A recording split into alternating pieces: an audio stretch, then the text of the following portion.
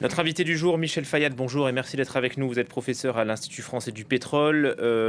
Parlons peut-être technique et de manière concrète comment ça va se passer tout à l'heure à Washington. C'est dans 2 heures que se réuniront les représentants libanais et israéliens.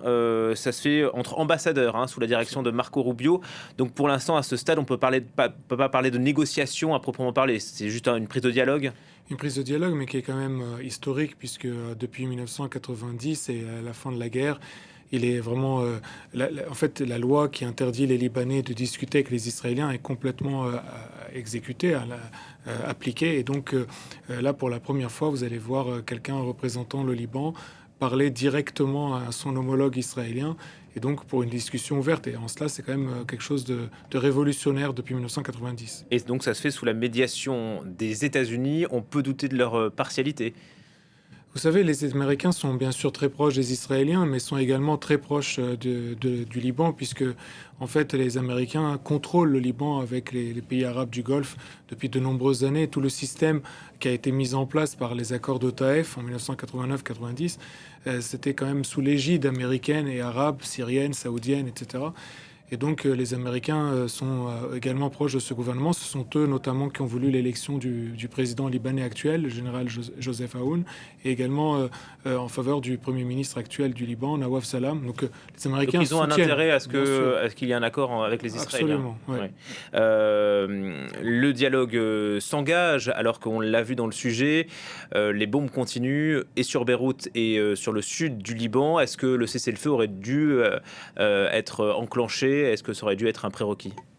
Le problème pour les Israéliens, c'est que s'ils s'étaient arrêtés, alors la société israélienne leur aurait dit que, en fait, quelle est la nouveauté par rapport à 2024? Parce que 2024, Benjamin Netanyahou avait expliqué la raison du cessez-le-feu comme étant le fait que Biden refusait de lui livrer les armes pour poursuivre la guerre. Et là, étant donné qu'il a les armes pour poursuivre la guerre, la société israélienne n'aurait pas compris pourquoi est-ce que Benjamin Netanyahou s'arrête alors que les Israéliens ne peuvent pas rentrer chez eux au nord du pays, puisque le Hezbollah continue à envoyer à attaquer le nord d'Israël.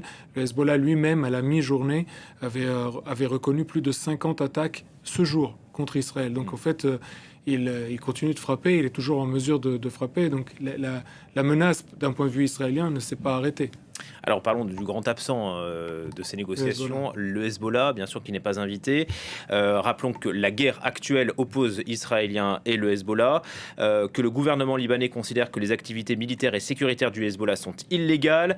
Il essaye de le désarmer. Il y a bel et bien un effort politique de la part des autorités libanaises avec la nouvelle équipe que vous mentionniez. Mais sur le terrain, ces efforts semblent un peu caducs.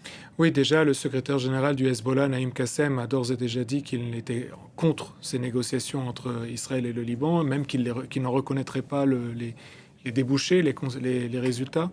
Et en même temps, vous savez qu'auprès du président Joseph Aoun, il y a un de ses conseillers qui est un membre du Hezbollah. C'est l'ancien ministre des Transports publics. Et au sein du gouvernement, vous avez 2 ministres du Hezbollah. Et au sein du Parlement, vous avez une quinzaine de députés du Hezbollah. Le Hezbollah, en fait, est imbriqué dans toutes les institutions libanaises. Même au sein de l'armée libanaise, il y a ce qu'on appelle la sûreté générale qui s'occupe de toute la sécurité de l'État, la sûreté de l'État, qui est dirigée par un chiite traditionnellement proche du Hezbollah. Donc vous voyez, c'est extrêmement compliqué. Mais en même temps, c'est la seule solution réelle pour les Libanais, ça serait que l'armée libanaise soit renforcée et qu'elle désarme le Hezbollah. Vous savez qu'aujourd'hui, les salaires des soldats de l'armée libanaise sont payés par les États-Unis et le Qatar. Ce n'est même pas le Liban qui a les moyens, en raison de la crise financière, de payer ces salaires de ces soldats.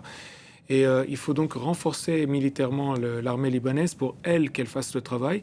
Parce que vous savez, pour qu'Israël finisse du Hezbollah, il faudrait qu'Israël aille jusqu'au nord du Liban et occupe quasiment tout le Liban, puisque une grande partie des armes du Hezbollah se trouve au Hermel, qui est la région au nord-est du Liban. Donc Israël ne pourra pas se limiter au Litanie si c'est Israël qui doit désarmer le Hezbollah. Le pire des scénarios pour les Libanais, ça serait que Joulani, donc le président autoproclamé de Syrie, qui a déjà amassé plusieurs troupes au nord et à l'est du pays, lui fasse une sorte d'invasion du Liban et s'occupe du Hezbollah. Donc, entre le scénario israélien et le scénario syrien, pour les Libanais, le meilleur des scénarios, c'est l'armée libanaise. Donc c'est le véritable enjeu de ces négociations, renforcer, muscler et former l'armée libanaise. Former, elle n'a pas besoin de formation parce que l'armée libanaise est capable. C'est-à-dire qu'il y a quelques années, en 2007, par exemple, l'armée libanaise avait vaincu Fatah al-Islam, qui était un peu un Daesh avant l'heure, qui voulait établir un État islamique au nord du Liban et dans tout le Levant. Et également, l'armée libanaise est la seule armée du monde à avoir vaincu Daesh seule, sans alliés. Donc, la capacité de se battre, l'armée libanaise l'a. Alors qu'est-ce qui lui manque ? Ce qui lui manque, c'est du matériel lourd. Ce qui lui manque, c'est une aviation. Ce qui lui manque, c'est une marine. L'armée libanaise se contente de quelques gazelles fournies par l'armée française pour se battre. Ce n'est pas suffisant. L'armée libanaise n'a même pas de drones. Enfin, vous voyez, le Hezbollah est beaucoup mieux équipé que l'armée libanaise. Mais si vous renforcez en termes de matériel l'armée libanaise est capable de désarmer le Hezbollah et de maintenir la sécurité sur l'ensemble du territoire libanais. Mais elle fait face, cette armée, à une organisation, donc le Hezbollah, organisation chiite, parrainée par les Iraniens. On dit que c'est un État dans l'État, avec une capacité de bombardement et d'armement important. Est-ce qu'on connaît ses capacités militaires après ces années de guerre contre les Israéliens et la coopération qui existe aujourd'hui entre les gardiens de la Révolution? Est-ce qu'ils jouent un rôle encore plus important aujourd'hui aux côtés du Hezbollah? Oui, vous savez, au départ, le Hezbollah a été créé par les gardiens de la Révolution.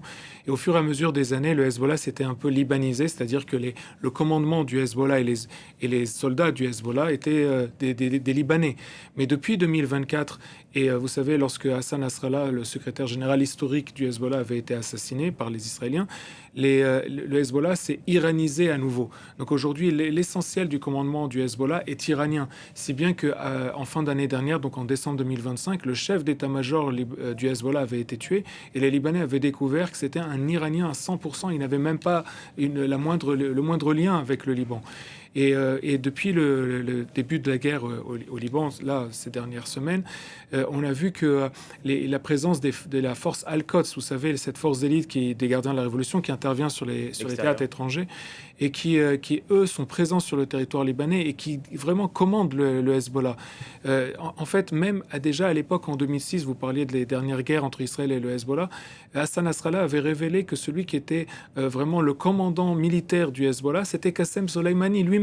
Donc imaginez, ça veut dire que à l'époque même où on croyait que le Hezbollah était libanisé, eh bien c'était toujours les Iraniens qui faisaient le travail sur place. Aujourd'hui, il y a beaucoup de combattants du Hezbollah qui refusent de se battre. Et il y a des jeunes qui sont recrutés à l'âge de 15 ans pour aller se battre. Et c'est pour ça qu'il y a énormément de morts du côté du Hezbollah. Vous savez qu'entre 2011 et 2024 en Syrie, il y a eu quasiment 2500 combattants du Hezbollah qui ont été tués. Là, en l'espace de quelques semaines, le Hezbollah a déjà perdu la moitié, 1250 personnes. Enfin, c'est quand même extraordinaire la rapidité que les combattants du Hezbollah sont en train d'être tués. Tout simplement parce que les combattants aguerris refusent désormais de se battre parce qu'ils se disent on s'est battu pour le Hamas ne tire pas une balle pour nous, on se bat aujourd'hui pour la République islamique d'Iran et maintenant l'Iran respecte le cessez-le-feu et ne tire pas une balle pour nous, donc pourquoi est-ce qu'on va se battre? Donc, si vous voulez, les seuls qui veulent se battre, ce sont soit des jusqu'au-boutistes qui ont reçu un lavage de cerveau religieux, Khomeini, etc., soit les gens qui ont besoin d'argent. Vous parliez de la question de l'argent, du salaire.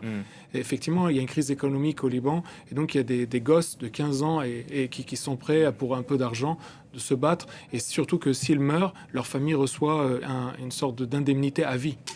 Un dernier mot avant de parler du détroit d'Ormuz. Qu'est-ce qui peut ressortir de cette première rencontre et peut-être à long terme, puisque les Israéliens, je le disais, veulent la paix et la normalisation. Il y a déjà eu un accord de signé dans le passé, ce que vous me disiez avant d'entrer sur ce plateau, entre les Israéliens et les Libanais, en 1983. Absolument. En fait, à l'époque, le diplomate israélien qui avait négocié, c'était David Kimche, qui est un des plus grands diplomates israéliens et qui négociait au nom du gouvernement dirigé par Begin, dans lequel il y avait Sharon. Et de l'autre côté, du côté libanais, c'était le diplomate Antoine Fatal, qui est l'un des plus grands diplomates également de l'histoire du Liban. Et à l'époque, c'était le président Amin Gemayel du côté libanais.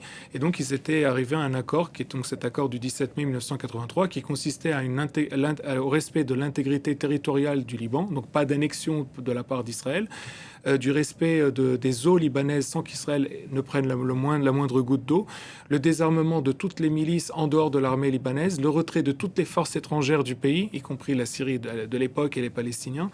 Et donc, en fait, cet accord était très bon à la fois pour les Libanais et pour les Israéliens. Mais il a été torpillé. Il a été torpillé l'année d'après, en 1984, donc quand Amin Gemayel avait décidé, qui était le président, avait décidé d'abroger l'accord sous pression syrienne et même un petit peu américaine. Pourtant, les Américains étaient les parrains de cet accord-là déjà.